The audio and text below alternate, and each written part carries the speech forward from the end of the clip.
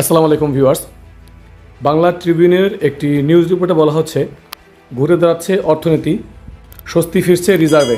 অর্থাৎ বাংলাদেশ ব্যাংকের যে রিজার্ভ, সেই ডলার রিজার্ভে স্বস্তি ফিরছে এরকমটা বলা হচ্ছে এবং অর্থনীতি ঘুরে দাঁড়ানোর চেষ্টা করছে, যেখানে আমাদের বাংলাদেশের বেশিরভাগ ব্যাংকগুলো দেউলিয়া হওয়ার মতো অবস্থায় এবং খুব দুর্বল অবস্থা থেকে তারা ঘুরে দাঁড়ানোর চেষ্টা করছে। তো সেটাই এখানে বলা হচ্ছে।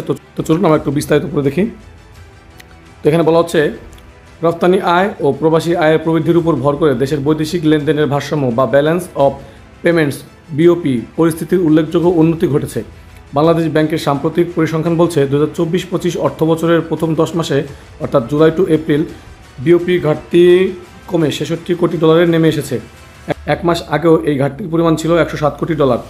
গত অর্থ বছরের একই সময়ে ঘাটতি ছিল 557 কোটি ডলার এবং তার আগের বছর ছিল 822 কোটি ডলার। অর্থাৎ মাত্র 2 বছরের ব্যবধানে বিওপি ঘাটতি কমেছে প্রায় 750 কোটি ডলার। এই অগ্রগতি দেশের অর্থনীতির জন্য একটি গুরুত্বপূর্ণ মোড়।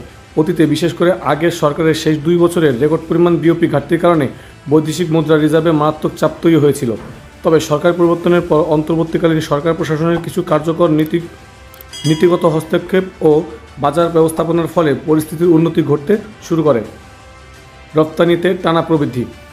বাংলাদেশ ব্যাংকের তথ্যমতে চলতি অর্থবছরের প্রথম 10 মাসে দেশের পণ্য রপ্তানি থেকে আয় হয়েছে 3,657 কোটি ডলার, যা আগের বছরের একই সময়ের তুলনায় 8.61% বেশি। তৈরি পোশাক খাত এখনও রপ্তানির প্রধান চালিকা শক্তি হলেও কৃষিপণ্য, ওষুধ এবং হালকা প্রকৌশল পণ্যে উল্লেখযোগ্য প্রবৃদ্ধি দেখা গেছে। বিশেষ করে যুক্তরাষ্ট্রের পাল্টা শুল্কের ধাক্কা সামলেও ইউরোপ ও মধ্যপ্রাচ্যে রপ্তানি বাজার ধরে রাখতে সক্ষম হয়েছে বাংলাদেশ, যা একটি ইতিবাচক দিক। রেমিটেন্সের নতুন রেকর্ড।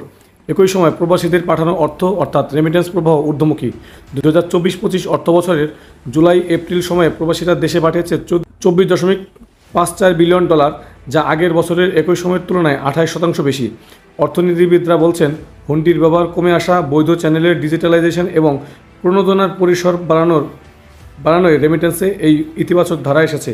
প্রাথমিক ইঙ্গিত অনুযায়ী মে মাসেও রেমিটেন্স প্রবাহ ছিল রেকর্ড পরিমাণ, যা ধারাবাহিকতা বজায় রাখার ইঙ্গিত দেয়। রিজার্ভে ফিরছে আস্থা। দেশের বৈদেশিক মুদ্রা রিজার্ভ পরিস্থিতিতেও ফিরতে শুরু করেছে আস্থা। বাংলাদেশ ব্যাংকের নিজস্ব হিসাব অনুযায়ী 29 মে পর্যন্ত রিজার্ভ দাঁড়িয়েছে 25.80 বিলিয়ন ডলার, যা এক বছর আগেও ছিল 24.22 বিলিয়ন ডলার। আন্তর্জাতিক মুদ্রা তহবিল IMF BPM 6 পদ্ধতিতে হিসাব করলেও রিজার্ভ দাঁড়িয়েছে 20.57 বিলিয়ন ডলারে, যা আগের বছরের তুলনায় 185 কোটি ডলার বেশি।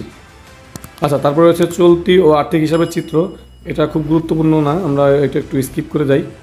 বাজার ভিত্তিক বিনিময় হারেও স্থিতিশীলতা। আচ্ছা, তো এখানে বলা হচ্ছে বাংলাদেশ ব্যাংক মে মাসে বাজার ভিত্তিক বিনিময় হার চালু করলেও ডলারের সরবরাহ বাড়ায় বিনিময় হারে তেমন অস্থিরতা দেখা যায়নি, ফলে টাকার মানও তুলনামূলকভাবে স্থিতিশীল হয়েছে।